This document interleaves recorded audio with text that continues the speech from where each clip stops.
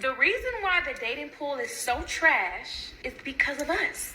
The women, I'm gonna explain. Women are so brainwashed that if you're single and that you're not committed or have a ring on your finger, that you could talk to whoever you want to talk to. You could date who you want to date. You can have sex with who you want to have sex with. We're brainwashed to think that. Listen, ladies, when I tell y'all, that's nasty.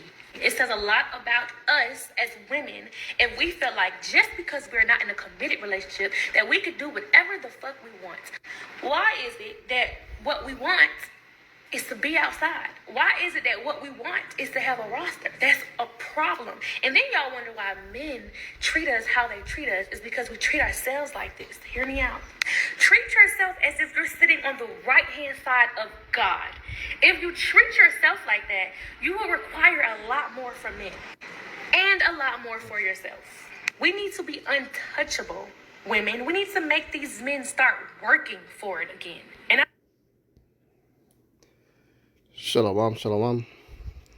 First off, I want to give all praises, honor, and glory to Yahweh, Ba'ashem, Yahushai, Ba'ashem, Makakadash, Yahweh being the true name of Heavenly Father, Yahushai being the name of His only begotten Son, who the Igly calls God, and Jesus Christ.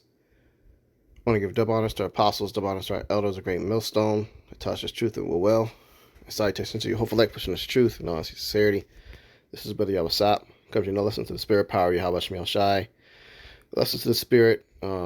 This just popped up in my suggested feed to watch, and I just clicked on it, and I want to stop it right here, and go into what she just said. She has a good point as far as women ruining the relationships and the dating here in this century and in 2025, on how it's completely garbage because the women have destroyed it. Because their desire to move like a man is naturally supposed to do, which a man is supposed to be able to have a quote-unquote polygamous relationship, have more than one wife. According to the Bible, that's how it was done historically. And that's the way the Lord ordained it. Now, in the Roman Empire, the Romans, they created the concept of monogamy as far as one man having one woman only. Okay, and that carried on into America, where they push monogamy, and even some states they even make it illegal to have a polygamous relationship. So, but what has been done secretly, it hasn't been said outright, is that in that same Roman concept of relationships, it's only monogamous for a man. For a woman, she's allowed to do whatever she wants and have as many partners as she wants. And you're not even considered married unless you have the government say that you are. So they've been lied to and deceived. So they go and have a bunch of different options and try out and try out and try out and try out and try out. This one doesn't work, and just cycle another one, cycle another one, cycle another man, cycle another man. Get out in the dating world, get excited, have fun, pick and choose. If you're constantly being thrown that's like being thrown wads of cash, or wads of money. Imagine just wads of money constantly being thrown at you. Imagine if you're just walking down the street or everyday life and every time you pick up your phone, you're getting a like, you're getting a message from somebody wanting to be with you, someone wanting to spend their money on you constantly. Okay? That is extremely enticing. All right, and that's how Satan works on these women. That keeps them out of order. So a lot of avenues and a lot of opportunities have been created to make it so easy for a woman to get a man. Get a man is easy, but to keep a man, they make it extremely easy for you to have access and pick and choose men, but it's impossible for you to keep them because your brain has been completely destroyed by this constant throw it at you options to pick and choose, to pick and choose, to pick and choose. That mentality is only supposed to be set up for men to do that. Okay? You don't have women rulers in the world in history that sat on a throne and constantly had men thrown at them. What has it been in the history? It's been a king has been set up to be in charge of a rulership position, a government, and he has servants constantly being thrown at him, and he has the wisdom to weed out and pick and choose, who he allows in his presence. And there's certain steps that have to be taken place before a person even has the opportunity to speak to the king. You can't just walk up in his throne and talk to him. That's not how it was. Okay? You got to schedule an appointment. And it has to be approved. The request has to be approved even before he allows you to see him.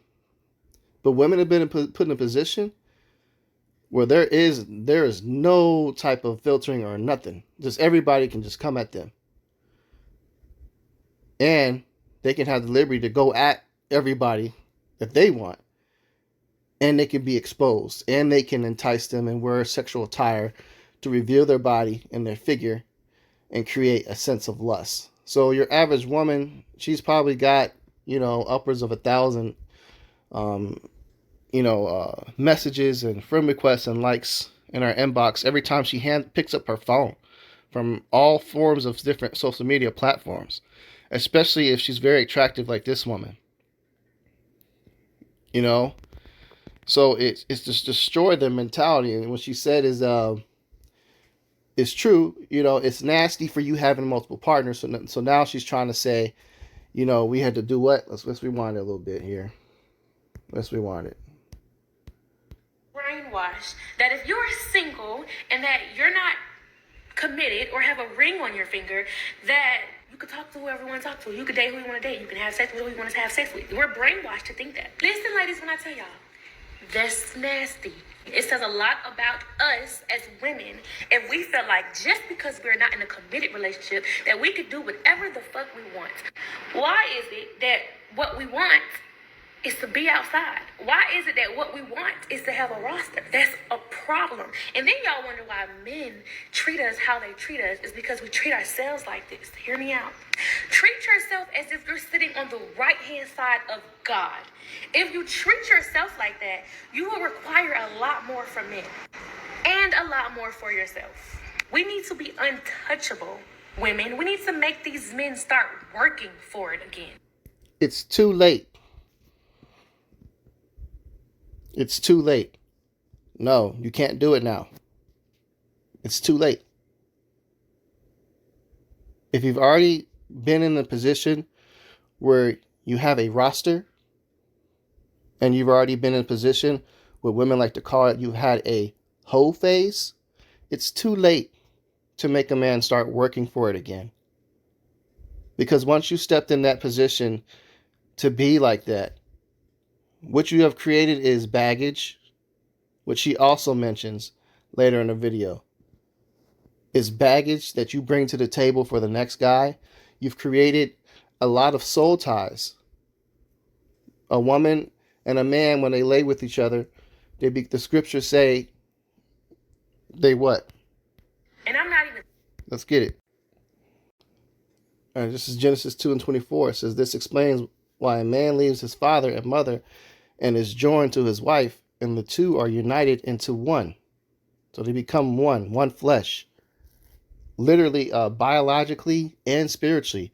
Like your souls become one. You're bonded. Biologically, women maintain that bond for the rest of their life from that man.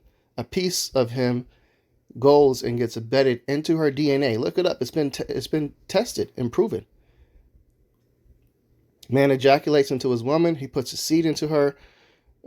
It enhances that one flesh bonding. It's a purpose. The Lord's creation is a purpose behind everything. So man's sperm, when it goes inside a woman, part of his DNA becomes part of her DNA. So she begins to think like her husband and know how he feels and thinks. She gets bonded to him to be able to get along with him and get on his program and be submitted to him. Okay? So she also begins to carry on some attributes of him. She begins to, start thinking like him and doing some of the things that he does, and, gets into her brain, begins to function to want to desire a lot of the things that he's into. because that's now him. She's become a part of him. And let her have a child with him. Imagine how much DNA is embedded into her body, into her psyche, her mind. She's supposed to be with him forever at that point. And that's supposed to be his piece. That's a part of him.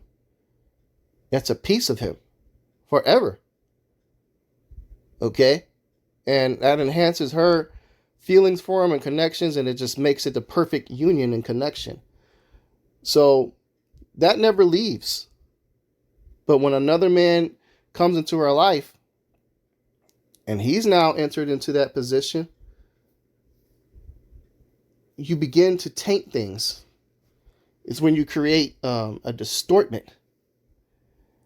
And she's going to be bringing all the attributes from all the other men that she's been with, whether she knows it or not. Women don't understand this, but you begin to bring to the table not only kids from that other guy, but another man's attributes, which is not normal for a man to be with a man. So that creates fights. She begins setting unrealistic expectations for him because the expectations, the happiness was embedded and downloaded to meet the satisfaction of the last guy. So now she's bringing that, and that next guy might not be into none of those things. But she's now been wired to stay like that. So how she argues, is going to be catered towards getting along better with her last partner. And that's not going to get along with the next guy. So you're going to have contention there. Okay? So she's not able to maintain the next guy. She's already been destroyed. And the scriptures talk about how a woman is defiled. This is Deuteronomy 24:1. It says, when a man hath taken a wife and married her, and it come to pass that she find no favor in his eyes, because he have found some uncleanness in her, then let him write her a bill of divorcement and give it in her hand and send her out of his house. Okay, so she gets in a relationship, it doesn't work out. He found uncleanness, meaning she lay with other men and she was not, listening to him anymore. So he gave her a divorce, sent her out. And when she's departed out of his house, she may go and be with another man. She may go and be another man's wife. So she may. It's not saying that she's entitled, she's allowed to do this, but she might do it, is what this is saying. Okay? So once it happens, what? And if the latter husband hate her and write her a bill of divorcement and give it her hand and send her out of his house, or if the latter husband die, which took her to be his wife, her former husband which sent her away may not take her again to be his wife. After that, she is defiled. For that is abomination before Yahweh, and thou shalt not cause the land to sin which Yahweh thy God giveth thee for an inheritance. So there you go. So you can't take her back. She gets defiled. She's now got the DNA, from multiple guys. Her brain's not able to function enough for that next relationship. She still has that connection from all the other prior men, all those physical attributes, okay, behaviors and expectations. She's expecting you to do all the things she liked from the last guy. And you can't meet those. It causes her to lose respect for you. You're less of a man because you didn't do the things that the other man did for her to make her happy. If she was able to get another man to do that, she expects that you should be able to do it too. And if you don't do it, then you're not as good as a man. I done been with a woman, she dated a guy that was making well over six figures, like $300-something thousand a year. And this guy, basically had enough money to throw at her and spoil her to where she never paid for her gas for anywhere she went. He took her to fine dining restaurants where, bottom line, the cheapest plate is $100 per person. Took her on vacations, had enough money to take her kids in, moved her in his mansion, and all of that. Just this dude was a super simp, and just it was ridiculous how much money he would spend. He would take her on dates and make sure he bought her.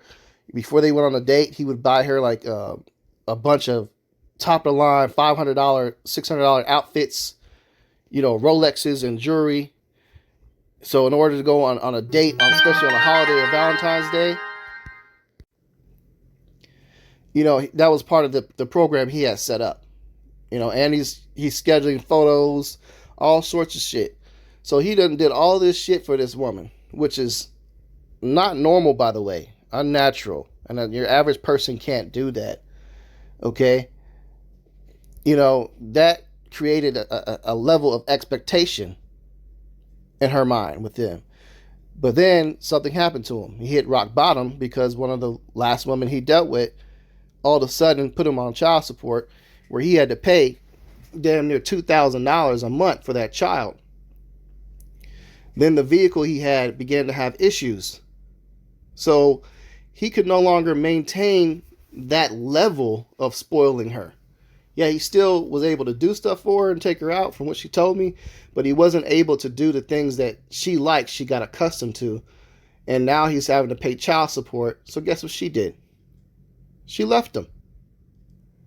Oh, and this man had a whole vasectomy for her.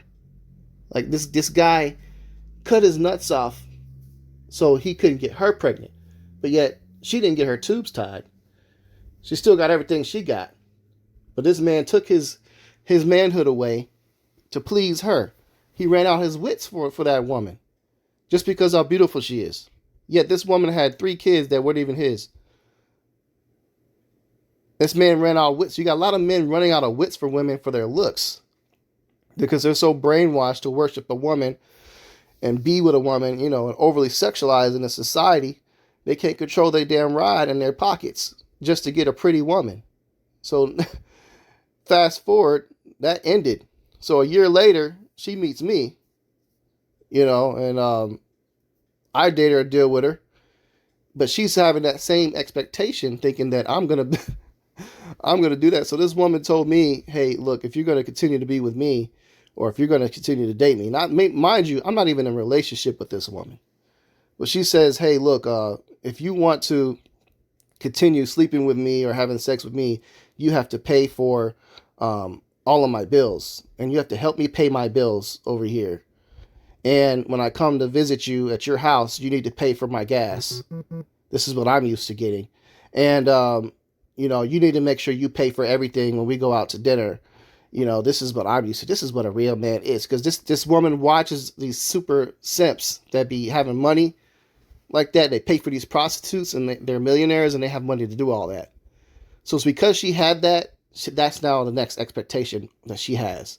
Yet this is a woman with 3 children, and 2 of them have entered into manhood. And she's on Section 8. and it's any moment could lose it, and she has to maintain earning income from doing hair and getting paid under the table. And if they find out how much money she's making, she loses her Section 8, so now she loses a place to stay. So she's got all these expectations, but she can't even realistically be able to take care of her own damn self.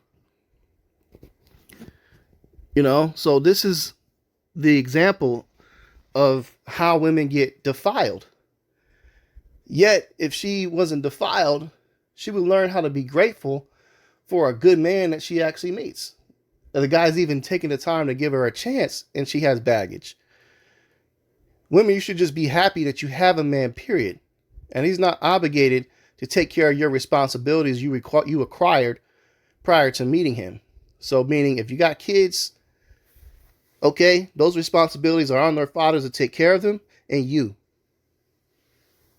So that means that part of your responsibilities is you need to make sure that you have a household for those kids. That's what you set up. That's what you acquired. Okay. So you got to pay for your own damn rent. It ain't for a man to come in there and swoop you off feet and take care of that for you. Now, if you didn't have children and you were a virgin and you meet a guy, okay, and you lay down with him and he gets you pregnant, that's a different story. You 100% belong to him. You have no baggage you're bringing to the table. You have no other obligations, And if you were living with your parents and he took you in, meaning you didn't have a job, and you weren't independent, then cool, a man can take on all that type of stuff, man. But you still need to help him. You still need to help him. If he gets a time period you're struggling, you need you to get some work, you got to go work, man. Okay? That's the natural order. Scripture say her food or raiment he shall not diminish. But the book in Proverbs 31 says, hey, she worked willingly with her hands. And she bring, income. She go to the market and bring whatever home-based business products y'all guys got. And she helped bring money to the table. That's the natural order. But nowadays, women expect you to just come in here and just take care of every goddamn thing and deal with all that damn baggage. You guys are defiled, man. So you can't go back to a woman when she's defiled, when she's stepped out on you. Okay, going back to the other precept that coincides with why I said, she may go be with another man. That doesn't mean that she's allowed to do it. It's just saying that she might end up doing that. Is what that scripture is referring to. Not that she's authorized to do it. But this is 1 Corinthians 7:11 enhances that or reiterates what I just said. Okay, going down to the NLT. It says, but if she does leave him, let her remain single or else be reconciled to him. And the husband must not leave his wife. So if she does go, she can't be touched. She can't be touched or be reconciled to him.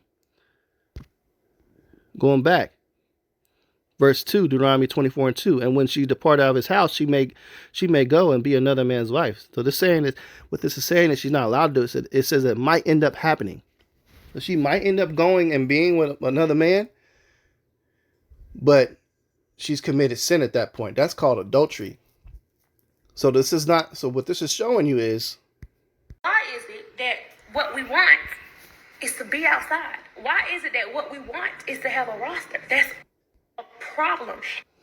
There you go. You're not supposed to have a roster.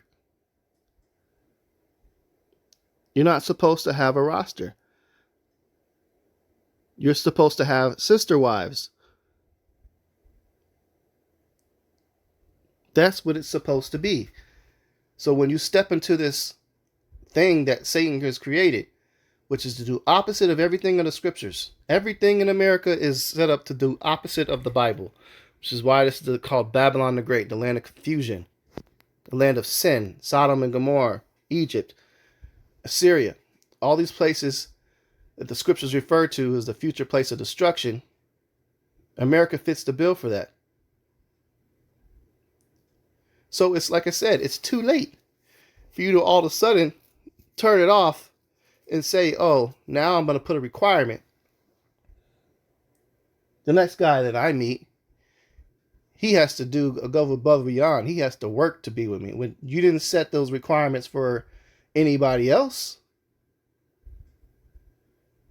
The requirement is, if a man wants you and he's a man of the Lord, you should give yourself to him, and then you need to stay committed to him. Period. That's the requirement. Not that he needs to set, bend over backwards, take you out on dates, and then, make you the prize on the pedestal, and he needs to work for you. No, women, you work for the man. You can find that in the book of Ruth within the scriptures. Read that entire book, man. On how she got her husband and how she got Boaz. He didn't work for her. He built himself up. He was taking care of himself and his family, his own. His land, his livestock. Whatever income, that was his job that he was bringing. He basically had like a farm. Okay? Ruth and her stepmother or mother-in-law, Naomi, they came to Boaz's property. And she worked willingly with her hands. She just started working for him. She started immediately being a servitude unto him. And then she came into his bedroom to lay down with him. He didn't go chasing her. He inquired about her. He looked at her, checked her out. So, hey, she looks good. Asked where she came from. Who she belonged to. And, found out that one of his kinfolk was married to her and then he passed away. So the law is, that the next sibling would marry the woman if her husband had died. So he was kinfolk to her husband that passed away. So basically, she was available. And he had asked about that. But he didn't go and set it up to chase after her and go get her number and all that other shit, man. She came and did the work to get him. He happened to find her. He found her while he was working, doing filling his purpose, man. Just living his life. So you think that all of a sudden, now that you figured out that you ain't supposed to be sleeping around with a bunch of different guys, and now you know that it's wrong and understand why it's wrong, that all of a sudden you can just go ahead and make everybody simp for you? It don't work like that. That you can make it to where a man got to pay your bills and shit and serenade you and be romantic and spend his money on you, and you're saying, no, you got to wait to have sex with me, and you're making him wait, 3-4 days. Usually that's the average. Some women be trying to make men wait for a whole month.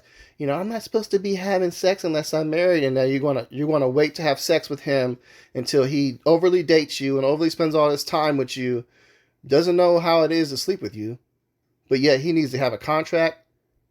Now he got to draft up a contract to say that he can't leave you, and if he does, he's got to pay you money, called divorce. And he's going to do this contract with somebody that has all this defiled mind, that has all this mental baggage. You got all these damn kids, and you're going to expect, before you have sex with him now, that he does that for you? You guys are fucking retarded to think that somebody would set themselves up like that, you women.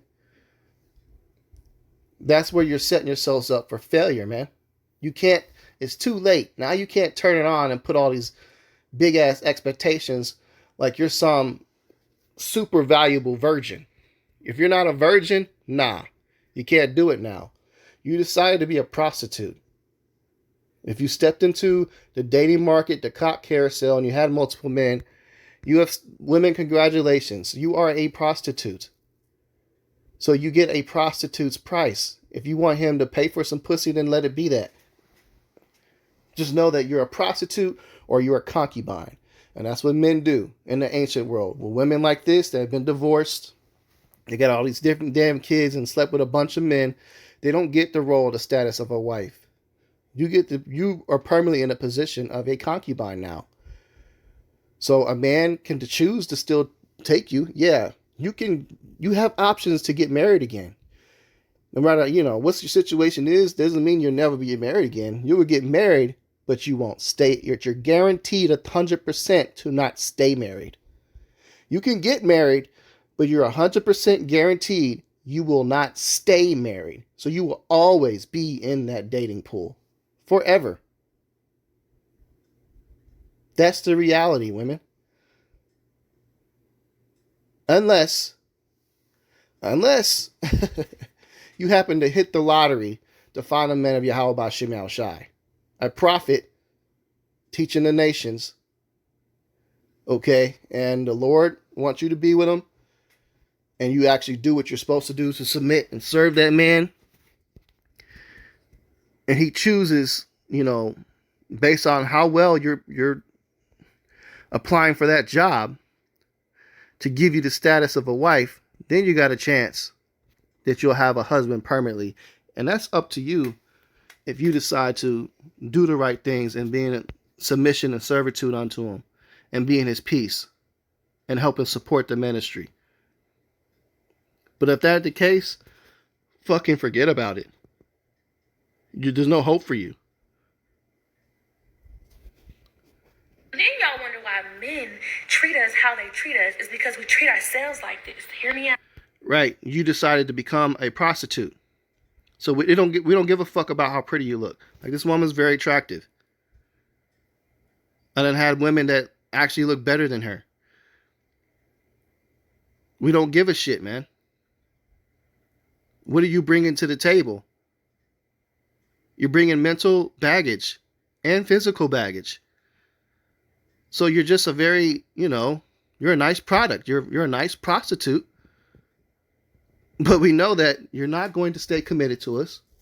because you can't shake that demon of having that roster. She's saying this that she understands it because we have a roster. Guess what? She's still having a roster right now as I speak. You think this woman is stayed permanently committed to a man? She might have had another proposal. She may have been with it, and guess what? That lasted I give it maybe a year. In some cases, it may last 2 or 3 years. But what ends up happening after that, she gets bored because she got so brainwashed of having that roster, and she misses that feeling, that attention. It makes her feel like a damn princess, queen, a god, a royalty, because everybody's throwing themselves and bowing down to her feet, and she has all these options, and she could be taken so many places and eat here and eat there and travel here and travel there. But all these different guys are able to do this for her as long as she continues to look like this. So she just keeps rotating and recycling. So women like this, they will spend the rest of their lives recycling until they get of age of old, where her looks fade, and now all of a sudden she wants to be Sister Mabel in the church. That's how it goes. Treat yourself as if you're sitting on the right-hand side of God.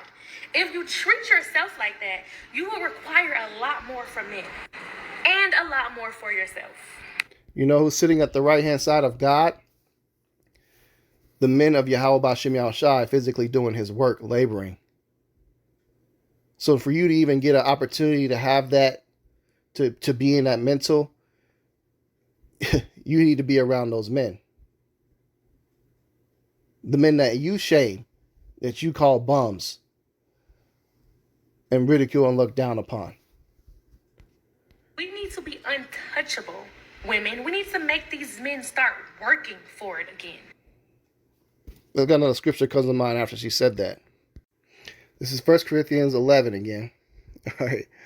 We'll start at verse 3. It says, "But I would have you know that the head of every man is a Mashiach," which is Yahushai, little word Italy calls Jesus. "And the head of the woman is the man." Okay?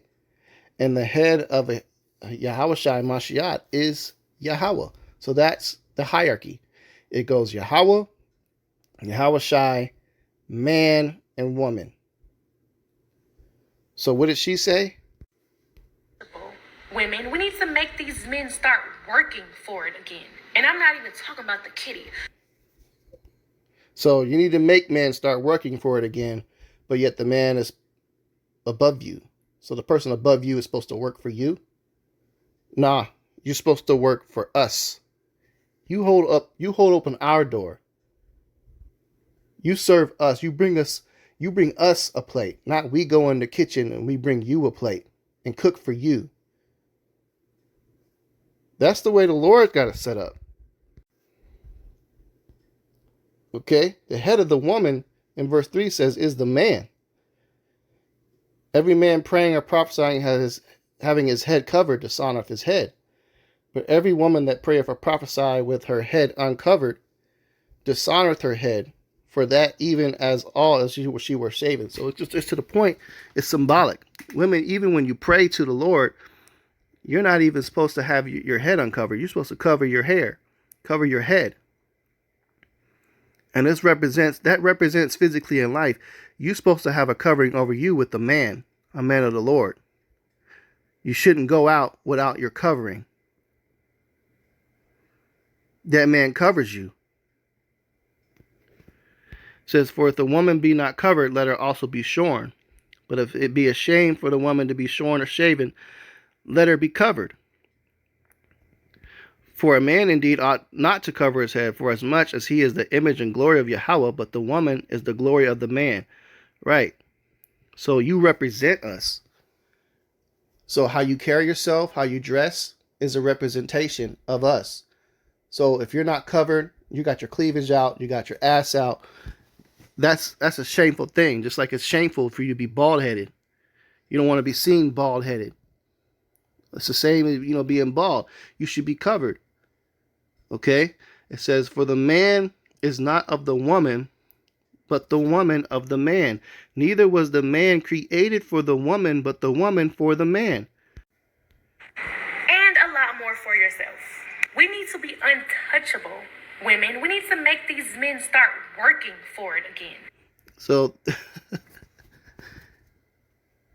Bitch, we ain't created for you. You created for us. No, women, you need to start working for it again. You need to work for it, man. You're the one coming with all these problems to the table. What can you do for us? And we ask women this question, they all get the same thing. Oh, well, I can bring him love. Oh, well, I'm having sex with him. Oh, you know what? I have a PhD. Oh, I make, so much of money per month. Oh, I have this job. Every time we have this job, what does that do for me? Because when y'all have this job, what does it do for us? 9 out of 10 times, you're selfish with that job. And if you use that job to help us out with any money, by you helping us, you start looking down upon us. That we're not doing our job. We're less of a man because we can't 100% provide for everything. So you start looking us sideways. And then while you're on that job, you've got other men on that job talking to you and you're adding to the roster. So we can't trust you. So you coming to the table with a job doesn't benefit us. You coming to the table with sex, it's not like we haven't had that before. It's not like we can't go get a concubine for that. And you say you love, but you really don't love. You just love what you can get out of us. Because love is unconditional. There's conditions when dealing with you. You expect us to pay your bills. You expect us to take care of your kids and be a stepdaddy to your kids. You expect us to serve you, romanticize you, take you on all these damn dates, and give you all this attention on all of our time. And it's never good enough. The goalpost always moves with you women. And you have all the expectations that we need to do that all the other men did before you. So guess what? If our dick isn't big enough as the last guy, we're looked down as less. We didn't perform as well in the bed as the last guy did. Oh, we didn't perform as well financially as the last guy did. Oh, we didn't perform as well talented-wise. We weren't funny as the last guy. We went this and that. You had too many, exposed to too much shit to now you're too defiled. So it's too late for you.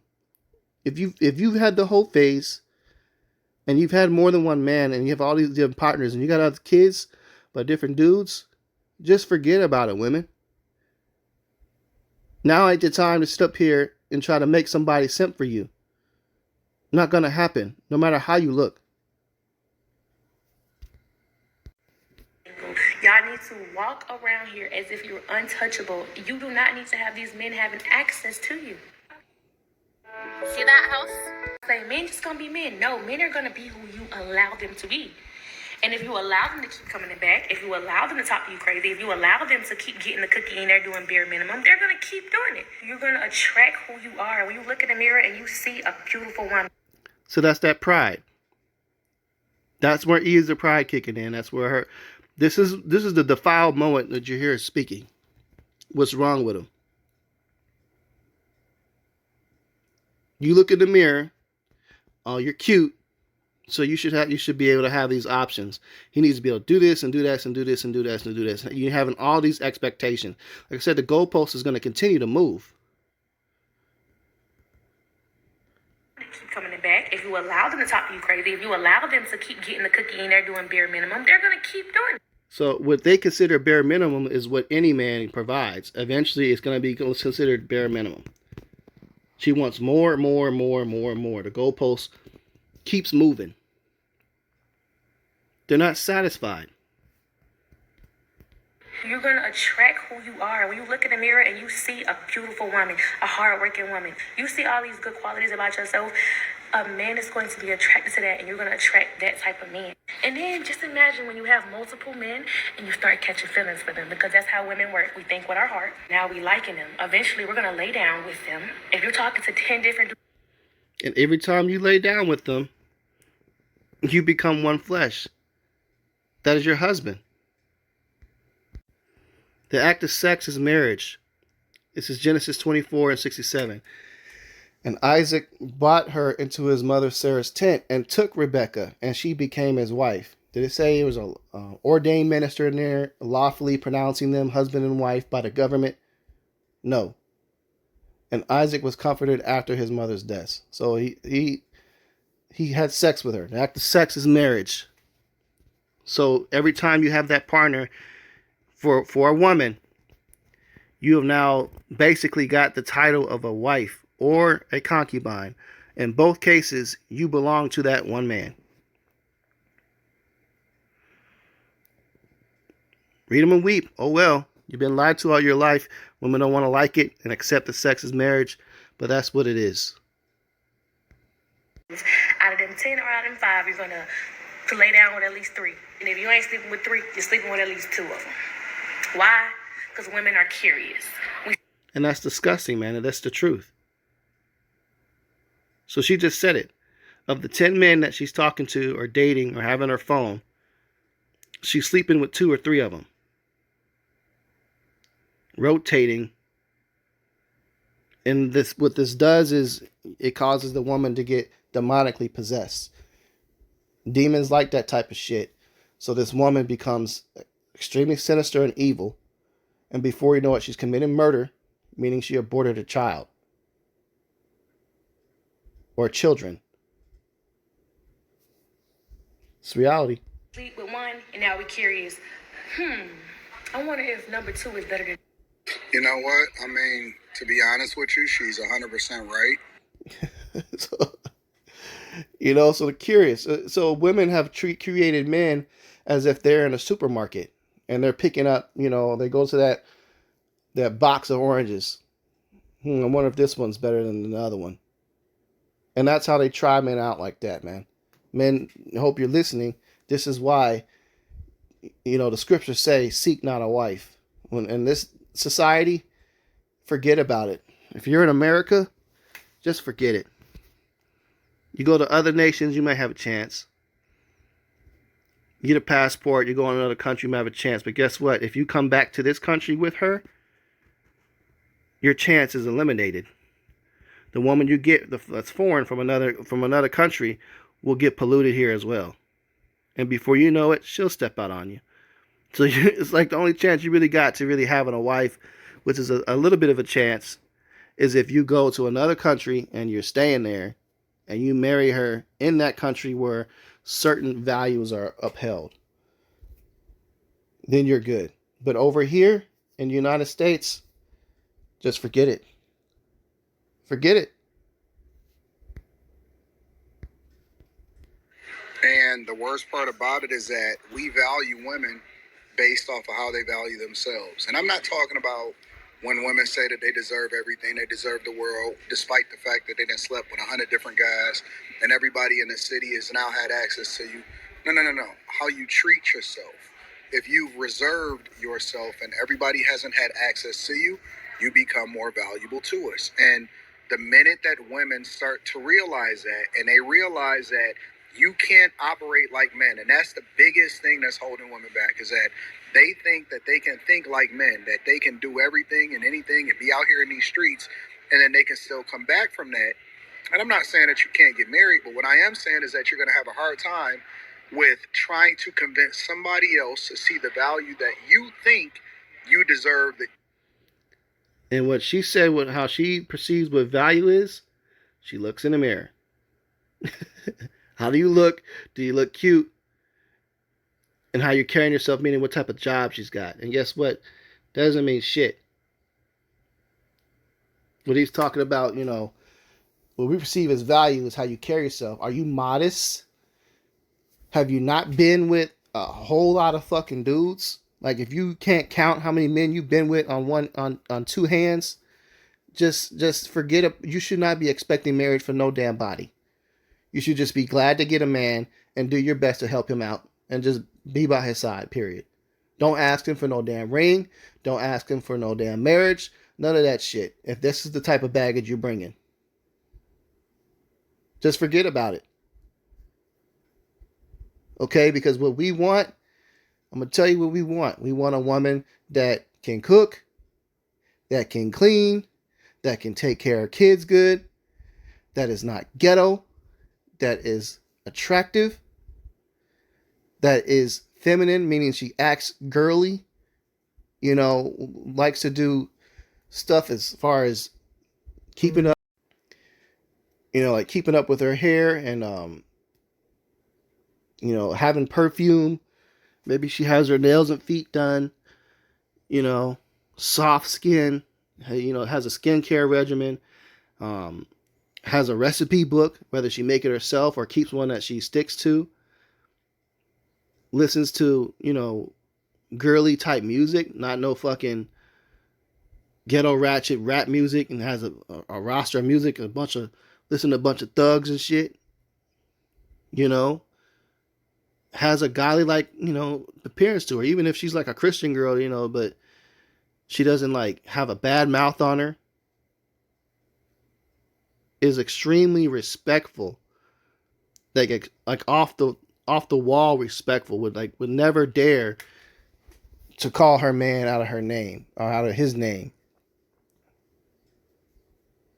Those are all things that men really want across the board.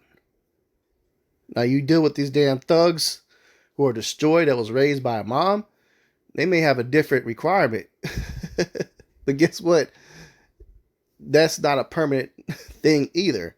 That's just a temporary fling you might get from sex until he gets shot, killed, or in jail. Or he decides to go get another hood rat. So he don't have much expectations. He just wants to have sex and that's it.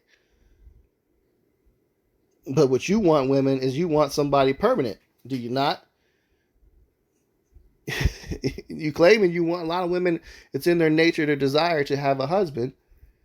You say you want a husband, but that means you can only have one husband forever. You can't get bored of him because you had the roster and go back to the roster because you keep looking in the mirror and say, I'm still cute.